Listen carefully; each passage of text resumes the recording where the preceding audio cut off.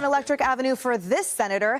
Democratic Arizona Senator Mark Kelly hasn't been shy about his support for the left's green agenda. He's on the record saying that the U.S. needs to be doing more to protect the environment. Watch.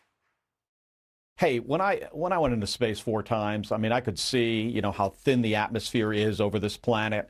It's as thin as a contact lens on an eyeball, and we've got to do a better job taking care of it.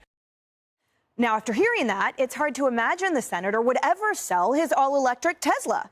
But that's exactly what he did, simply because Elon Musk made it. When I bought this thing, I didn't think it was going to become a political issue. Every time I get in this car in the last 60 days or so, it reminds me of just how much damage Elon Musk and Donald Trump is doing to our country. So this is going to be my last trip in this car. There are some things I really liked about it. There are things I didn't like about it, but that doesn't matter. What matters is, doing the right thing. I think it's time to get rid of it. Elon Musk kind of turned out to be an asshole, and I don't want to be driving the car built and designed by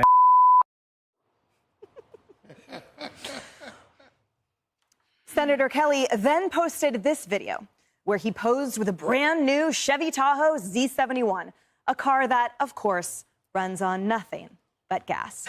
I argue, David, there's a few different kinds of gas powering that specific vehicle that senator is running. Most of them starting with his initial statement that we showed, where he talked about the thinness of the atmosphere. He forgot the scientific definition of heights of different levels of our sphere and atmosphere. So he's not even getting that right. Look, an astronaut.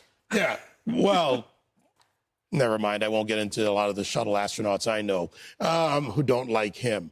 Look, the fact is he has a choice. In America, you can choose to buy an electric car. You can buy a Tahoe. You can buy whatever you want. He, as an American, got to do that. Problem is, Kelly spent a lot of time telling us we have no choice.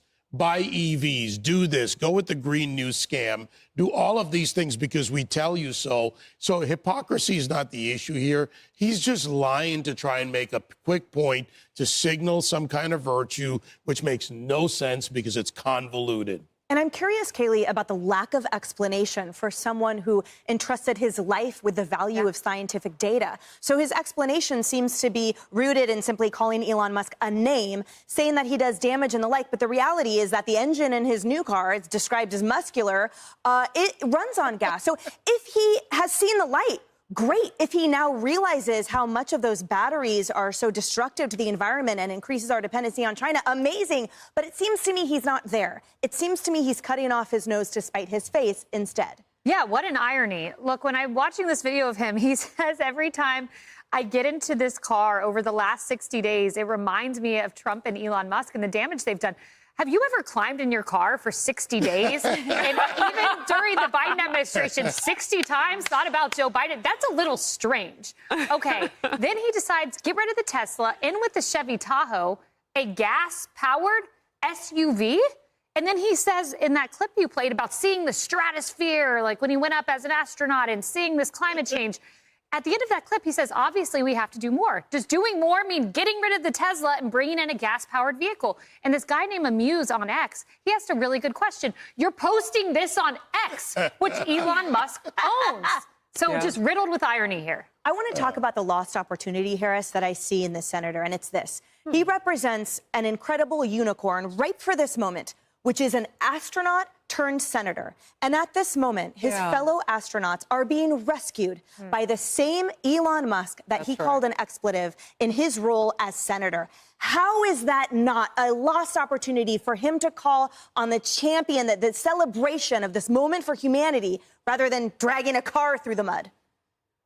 Well, I mean, you pointed out he can't tell which part of the atmosphere, stratosphere, and troposphere we live in. So apparently, the astronaut wasn't trying to overthink this.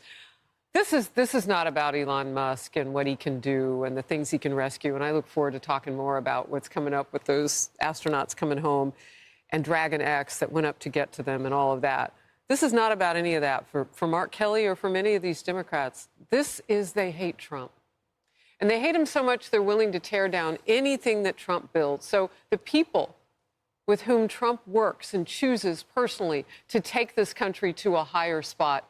They hate that. And he could have bought a different electric vehicle. That, to me, would have been a bigger, kind of, if you want to get graphic about it, finger in the air, because Democrats do that. They like to get graphic and profane like that, apparently.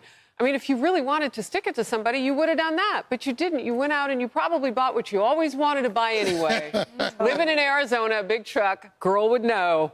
I mean, he had the choice. God bless him for having the choice. Now let's study atmospheres. I think, Harris, there is something particular about the left's and the Democrats' hatred of Elon Musk, though, because why, out of all of the Trump administration officials, do they continue to zero in on him?